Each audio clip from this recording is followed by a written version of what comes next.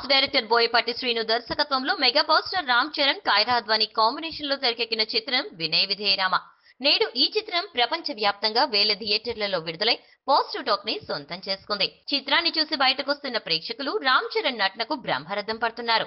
రంగస్థలం వంటి hit cinema తర్వాత రామ్ చరణ్ కు మరో బంపర్ హిట్ వచ్చిందంటూ కితాబులు పలుకుతున్నారు. సినిమా మాస్ ప్రేక్షకులకు బాగా కనెక్ట్ అవుతుందని, అదే సమయంలో ఫ్యామిలీ ఎమోషన్స్ ను బాగున్నాయని ప్రేక్షకులు తెలుపుతున్నారు. రామ్ చరణ్ సినిమాలో ఇరకొట్టేశాడట. ఇంతకు ముందు సినిమాల్లో కన్నా ఈ సినిమాలో రామ్ చరణ్ బాగా నటించాడని తెలిపారు. సినిమాలో విలన్ క్యారెక్టర్ బలంగా లేకపోవటం సినిమాకు మైనస్ అని తెలుస్తోంది.